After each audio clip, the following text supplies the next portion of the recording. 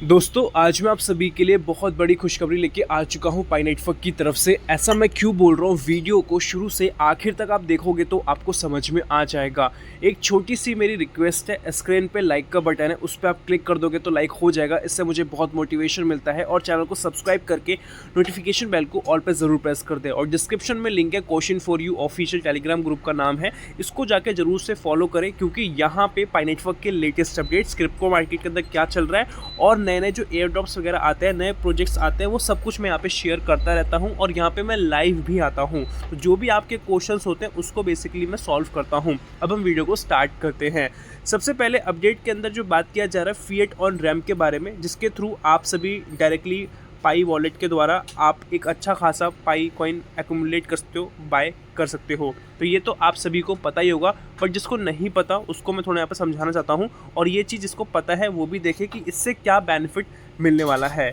तो यहाँ पे लिखा है fiat on ramp directly on the pi wallet is a very bullish signal for 2026। मतलब 2026 बहुत ही फैंटास्टिक होने वाला है ये एक फीचर के बिहाफ पे, क्योंकि अगर किसी को पाई चाहिए तो डायरेक्टली वो पाई वॉलेट के अंदर जाएगा और सिंपली बाई के ऑप्शन पे क्लिक करेगा, जो मैं आपको स्क्रीन पे दिखा रहा हूँ। यहाँ पे आएगा, बाई के ऑप्शन पे क्लिक करेगा और यहाँ पे ऑन रैम्प पर देखने को मिलेगा बाय क्रिप्टो करके, और सिंपली आप ले सकते हो। इस तरीके से यहाँ पे दिखाया जा रहा है।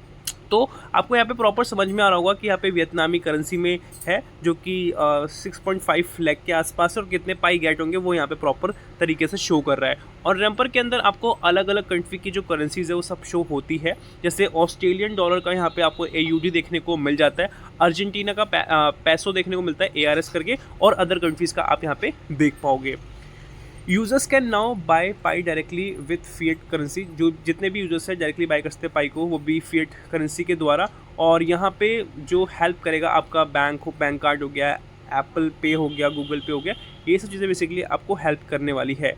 और इसका जो मतलब है बहुत ही जो है वो ईजी एक्सेस है नए फंड्स के लिए। जो लोग नए यहाँ पे ज्वाइन करना चाहते हैं वो ज्वाइन कर पाएंगे, और जो पुराने हैं उनको कुछ और चाहिए डायरेक्टली पाई, तो इस तरीके से ले सकते हैं। इससे रियल डिमांड इंक्रीज़ होगी और मेन स्ट्रीम में जो यूज़र्स है वो आ पाएंगे, और यहाँ पे रिड्यूस रिलायंस ऑन P2P हो जाएगा, इंटरमीडिएटरी एक्सचेंज का है, और मोर सुटेबल प्राइस हो जाएगा बेस्ड ऑन पाई। तो इस तरीके से बेसिकली होने वाला है। सिंपली ये बाय का बटन नहीं है, ये बेसिकली एक ऐसा गेटवे है जिससे कि ग्लोबल लिक्विडिटी की तरफ जाएंगे और पाई का इकोसिस्टम बहुत ज़्यादा बेहतरीन बनेगा। आप चलते हैं अगले अपडेट की तरफ। तो अगले अपडेट के अंदर जो बात किया जा रहा है बिटकॉइन और ऑल्ट कॉइन के बारे में बात किया जा रहा है, और यहाँ पे क्लैरिटी एक्ट को हम समझते हैं क्या चल रहा है अभी करंट मार्केट के अंदर। आप देखोगे जो वैल्यूएशन चल रहा है अभी $73,000 के आसपास चल रहा है, जो कि मार्केट थोड़ा पॉजिटिव चल रहा है, ज़्यादा नहीं थोड़ा बहुत पॉजिटिव चल रहा है। बिटकॉइन और ऑल्ट कॉइन पहले से ही क्लैरिटी एक्ट को लेकर एंटिसिपेट मतलब उम्मीद लगा के बैठे हुए। लेकिन असली गेम क्या है, क्लैरिटी एक्ट पास होने के बाद अगले महीने एक नया फेडरल रिजर्व चेयरमैन आ सकता है। जैसे ही क्लैरिटी एक्ट पास ऑन हो जाएगा ना, उसके बाद फेडरल रिजर्व चेयरमैन आ सकता है। अभी तक क्लैरिटी एक्ट पास ऑन नहीं हुआ है, कहाँ तक प्रोसेस है वो भी मैं आपको समझाऊंगा। तो यहाँ पे आपको प्रो क्रिप्टो प्रेजेंट देखने को मिलते हैं, pro crypto cabinet, pro crypto US security and exchange commission, pro crypto fed आपको देखने को मिल सकते हैं। अगर ये सब सच में अलाइन होते हैं, ये सब सच में ज्वाइन करेंगे, तो क्रिप्टो मार्केट एक स्ट्रॉन्ग बुलिश मोमेंट ले लेगी। मतलब क्रिप्टो मार्केट के अंदर एक बहुत ही पॉजिटिव मोमेंटम हमें देखने को मिलेगा, जिससे वैल्यूएशन के अंदर बहुत ही पॉजिटिव फ़र्क हमें देखने को मिलेगा।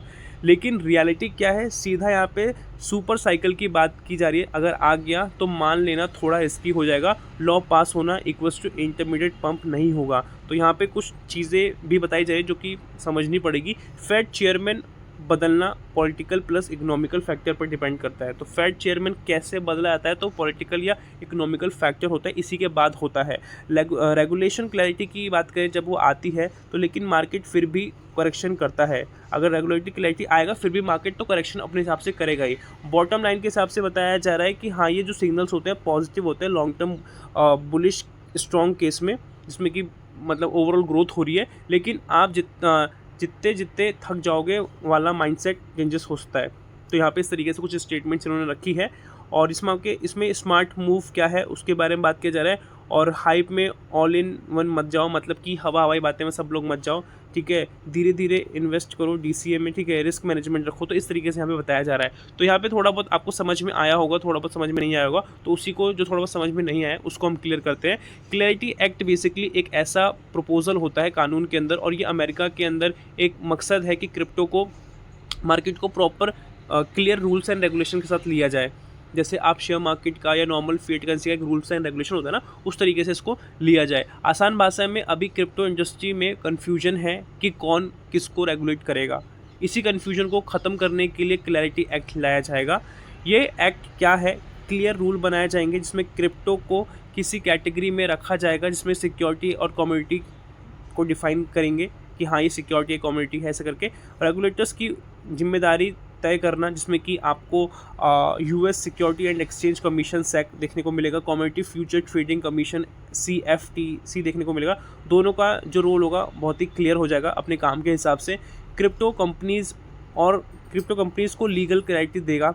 सिंपल सी बात है, जो क्रिप्टो कंपनीज यहाँ पे ज्वाइन करेंगी उनको एक लीगल क्लैरिटी मिलेगी क्लैरिटी एक्ट के द्वारा, जिससे एक्सचेंजेस और प्रोजेक्ट्स बिना डरे काम कर सकेंगे। इन्वेस्टर्स का ट्रस्ट बढ़ जाएगा, क्योंकि रूल्स क्लियर होंगे तो स्कैम से बचेंगे और कन्फ्यूजन से बचेंगे, तो बहुत फ़ायदा होगा। मार्केट पर क्या इम्पैक्ट पड़ेगा, तो पॉजिटिव माना जा रहा है, बुलिश मोमेंट देखने को मिलेगा और बड़े इन्वेस्टर इंस्टीट्यूशंस एंट्री कर पाएंगे और मार्केट स्टेबल रहेगा और अडॉप्शन बढ़ेगी, ठीक है। और यहाँ पे इन्होंने रियलिटी चेक को लिखा है कि ये अभी फुल्ली लागू नहीं हुआ है, अभी प्रपोजल स्टेज के अंदर है, पास होने में टाइम लगेगा, फाइनल वर्जन अलग भी हो सकता है, मतलब जो हम सोच रहे हैं थोड़ा उससे डिफरेंट भी हो सकता है, इसका यहाँ पे पॉइंट बताया जा रहा है। तो मोटा मोटी इतना ही इस चीज़ को समझते हैं, इस अपडेट को। अगर कुछ और जानना है तो आप मुझे कमेंट करना, मैं आप सभी को इसके बारे में समझा दूंगा, बता दूंगा। अब हम चलते हैं नेक्स्ट अपडेट की तरफ, और यहाँ पे हम बात करने जा रहे हैं पाई अप्रूवल अंडर EU MiCA के बारे में, जो कि EU क्रिप्टो रेगुलेशन फ्रेमवर्क है।